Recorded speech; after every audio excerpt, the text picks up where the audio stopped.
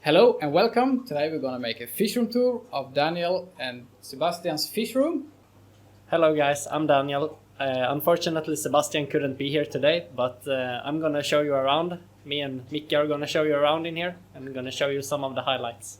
So Daniel here is a friend and he also works at the local fish store. So pretty much all the fish I have home I bought from the store where Daniel works. And enough talking about this, I think we should have a look around and see what's in here.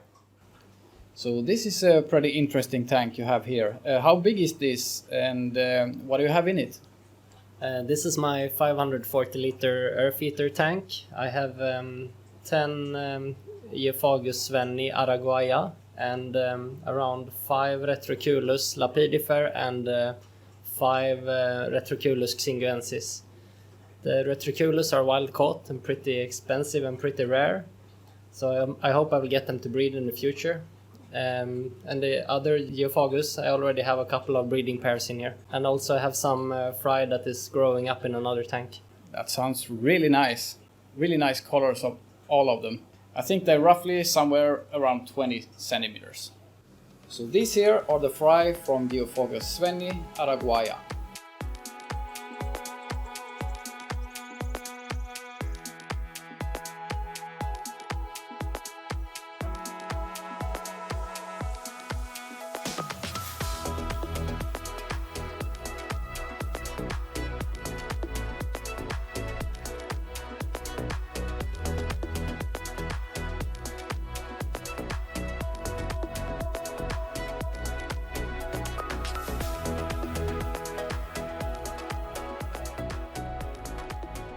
So these are some interesting loaches you have here.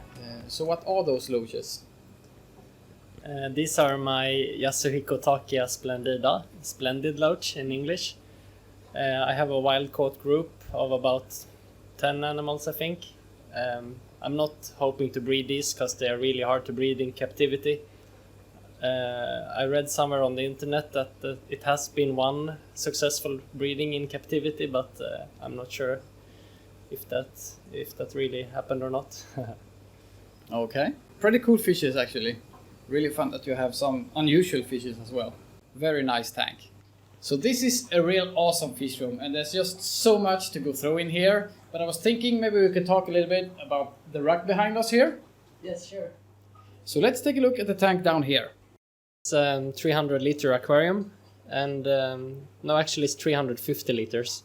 And in this tank I have one breeding pair of discus and one breeding pair of Geophagus papayas orangehead, or Geophagus pyrocephalus as they are called nowadays.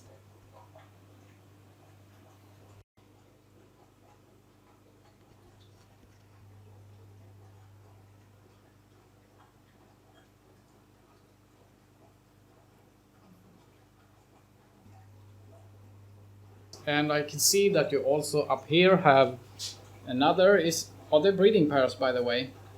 Yes, The this discus. is also a breeding pair of discus.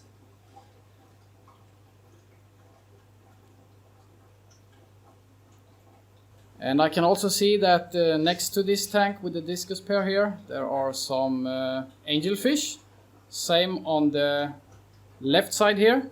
Yes, exactly. But on the right side we have some wild caught normal Petrophyllum scalare from Peru, and on the left side there is Petrophyllum leopoldi, also wild caught.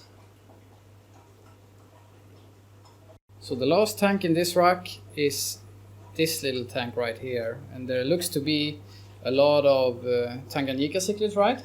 Yes, but there is also Malawi. The yellow ones are from Malawi and the black and red ones are from Tanganyika.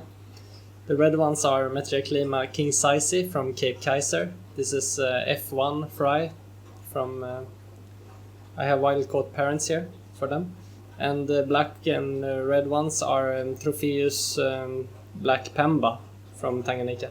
Really awesome. It's a quite lively tank. They're swimming around a lot in here. Yeah, they are really active fish and they are growing pretty fast. Really nice. So up here to the left we have a very lively tank, and to me it looks like there's a lot of leopard danios in here. Yes, that's correct. In this tank we have around 200-250 leopard danio fry and this is actually my first breeding attempt, and all these fish are from just one single breeding attempt. I got 10 adult fish, and from those 10 fish we got this many fries. And I can also see that down here looks like some interesting catfish. Yes, these are my sunshine plecos, L014. I got them like 1.5 years ago when they were like 5 centimeters, and now they are around 15 centimeters. I'm hoping to breed these two in the future.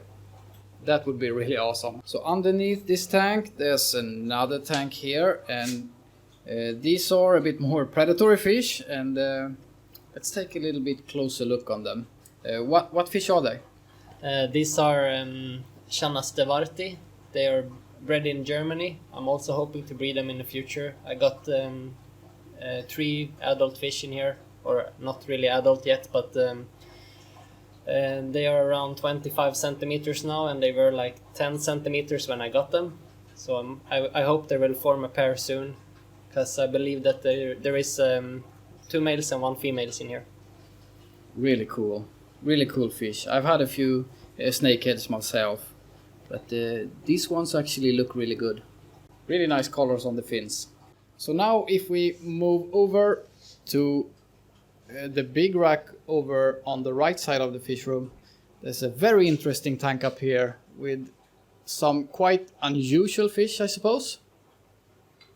Yes, they are pretty rare, I would say. These are my Nomorhampus lemi. It's a live-bearing fish. They're like having live young, just like a guppy. And I had a few breedings of them, so most of these fish in this tank are also born in these tanks. This is a quite interesting fish.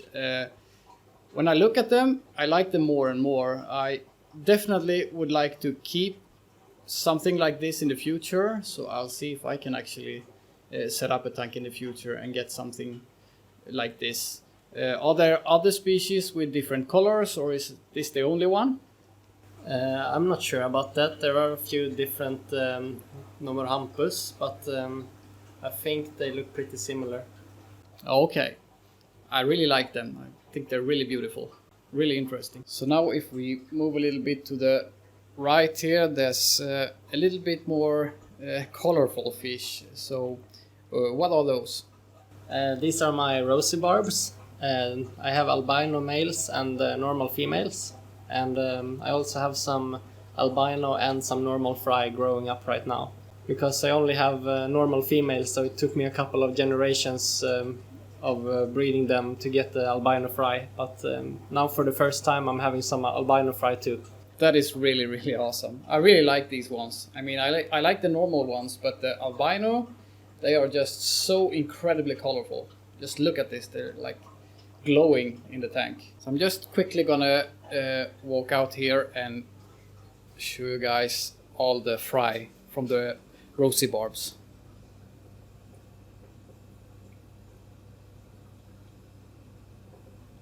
So while we are out here, we can take a look at some tanks here, and here you have another interesting fish. Yeah, this is actually my newest fish. These are my panda loaches. I got them today. I got 15 of them.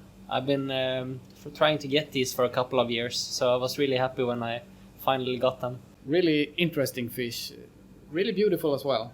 So also up here, this is the breeding tank of the leopard danios, and we're not gonna go into that today, but Daniel says that we can cover it in another video if people are interested.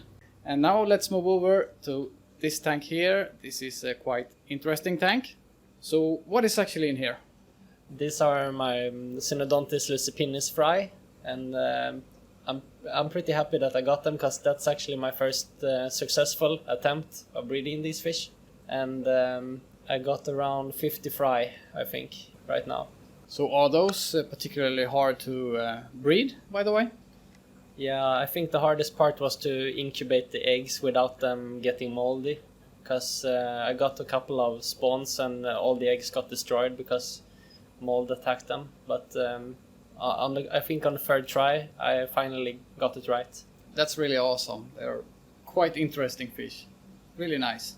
And for people that like guppies, we have quite a lot of them in this tank here. Have you been breeding them yourself? Yes, I got like 20 guppies and I put them in this tank around 6 months ago, and or maybe a little bit more. Maybe it's also already 8-10 months ago, but they've been breeding like crazy, and a lot of fry have survived because of all the plants in this tank. I believe it's around more than 200 fish in this tank now, because a couple of days ago I took out 50 grown guppies from this tank and it didn't even look like it made any difference. There's quite a lot of interesting colors in here, and quite beautiful guppies. And in the tank right next to it, there's another very interesting fish in here. What kind of fish is that? These are swordtail. These are Xiphoporus montesumiae. I have one adult male and 4 females in here. And I also have some blonde guppies. The blonde guppies are coming from the tank next to them, but sometimes I just sort out some of the blonde ones and I put them in a separate tank just for fun, just to breed them separately from the others. Really nice. I really like those blonde guppies. So let's move up to the tank just above this one. And here's another swordtail, and black swordtail, right? Yeah, exactly. These are black swordtails, and I've been breeding them for a couple of years. So I'm always trying to only breed on the black ones, because I'm always getting a few like green and orange fry also, but I would like to keep only the black ones.